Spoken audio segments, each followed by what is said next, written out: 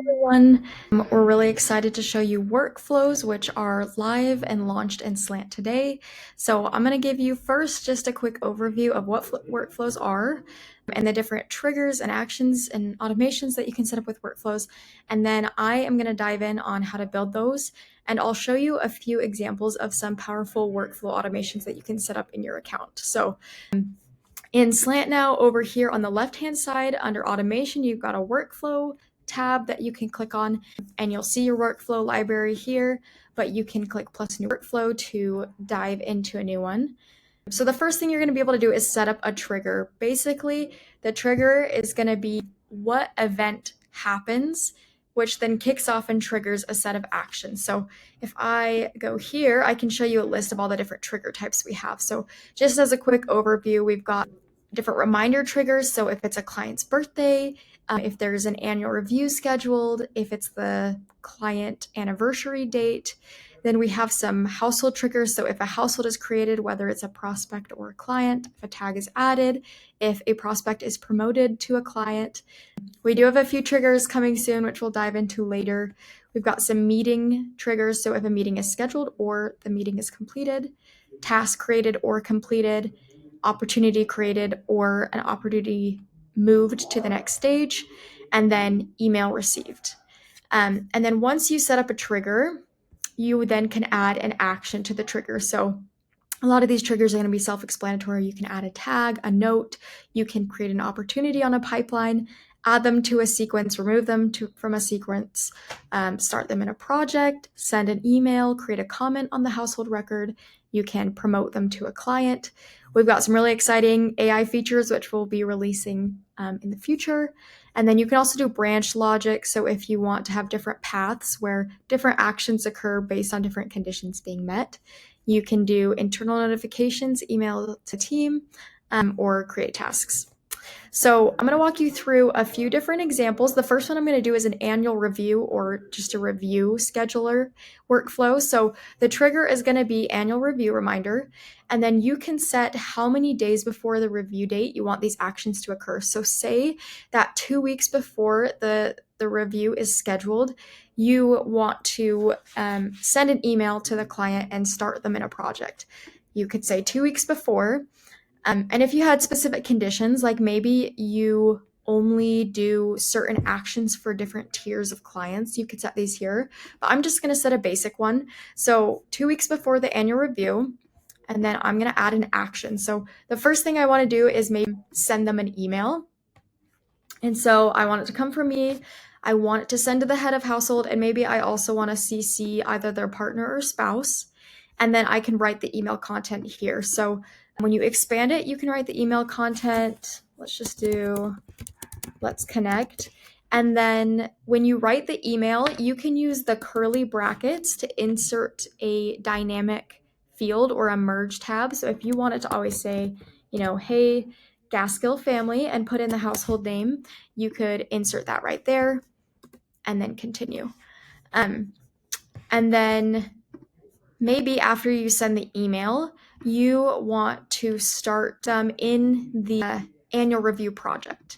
It would then open up a project for that household under the annual review template. So that's just one example of a workflow. When you're done, you can publish the workflow, you can name the workflow, and then you'll turn it on before you enroll households in there. And then anytime it will look in that next review date on the household, and anytime it's 2 weeks before that date, it will enroll the household in that workflow. So let me delete these. I'll show you a few other examples. So another good example is sending the client an email on their birthday. So the trigger for that, if you click the switch trigger type, it will switch over to a different trigger, is birthday reminder. So say that on the day of the birthday, you always want to send an email. You can do that easily here. Again, expand the email, put in the happy birthday merge tag first name in there. And there's also some fun things you can do with this. So I would play around, like you can even add conditions on age. So maybe you send a different type of email to older clients versus younger clients. Maybe you want to trigger an internal notification anytime a client is turning 59 or 73 or any of those important dates. But a birthday reminder is another really powerful automation that you can do there. Okay, let me delete this. Another powerful automation or workflow that you can set up is when a prospect is created, creating them as an opportunity and adding them to a prospecting sequence. So what I would do for this is when a household is created, and specifically when a prospect household is created, I want to do these actions. Again, you could add different conditions. So if you tag prospects based on their source, so if they're a referral versus if they're from like a lead aggregate company, you could use those tags to filter and sort. I'm just going to do a basic one. So when a prospect is created, I want to create an opportunity, and you could just say, new prospect. You could put in a value for that person, or you could leave these fields blank and then go in and add that leader into the opportunity card. And then maybe you also want to add a tag that says, prospect or whatever on there. We don't have one, so I'll just click a fun one here. And then maybe you also want to add them to a sequence. So you could add them to a sequence, and you've got your referral sequence for whenever you've got a referral prospect, and it will automatically enroll them in that sequence, which will then send those sets of automated emails and tasks. And let me go through and delete these again. Awesome. Okay. Another great workflow that you can set up is when a meeting is scheduled. So I'm going to change the trigger to meeting is scheduled. And here's one where you may want to add conditions. So maybe you send a specific email for different types of meeting types. So you can actually have different actions happen based on the meeting title. So you could say if the meeting title contains, and if you've got like a Calendly or a scheduling app set up and you have different names for different types of meetings, you could say, meeting title contains prospect. Maybe you have your Calendly set up so that prospect meetings say prospect meetings and client meetings say client. You can filter however you need to there and add those conditions. And then when a meeting is scheduled, say you want to first create an internal notification. So you want to notify the team member or the advisor that a meeting has been scheduled, because maybe a caller or someone is scheduling that. You could say, send it to the advisor. You could CC or BCC anyone. And then again, you can expand the email, use the curly brackets to add whatever information you need in there. You could tell them, hey, here's the household name and, whatever information you need to there. And then you could also then, again, maybe you send them an email and you include, here's the documents you need to bring into your meeting or whatever that looks like.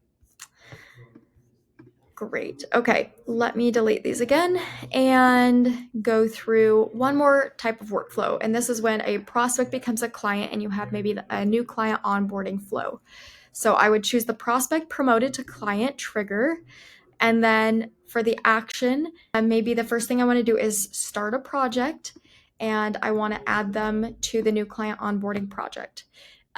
Something else you might want to do here, which I'll show you, is maybe you want to branch this workflow so that different actions happen for different client tiers. So let me show you what the branch looks like. A branch is a different type of action.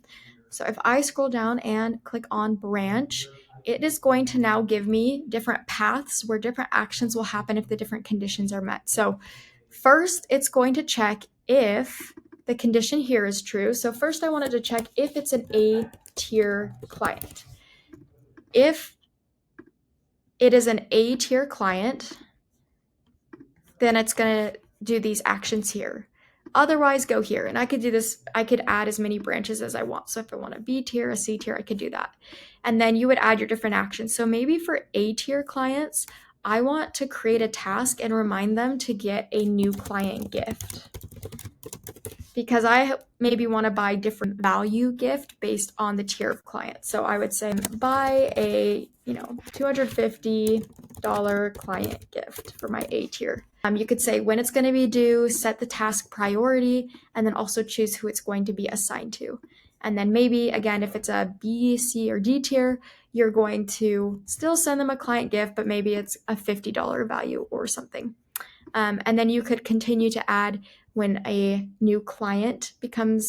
prospect becomes a client, you're also then going to add them to a project, and it's going to be your new client onboarding project. But, maybe you're more hands-on for a tier client, so you're just creating tasks from the project, but maybe you just send an automated email to your other tier clients, like a generic welcome email or something. Then you could write that email here. Again, use the curly brackets to say, hey, first name, thanks so much for becoming a client. So those are just a few examples of powerful workflow automations.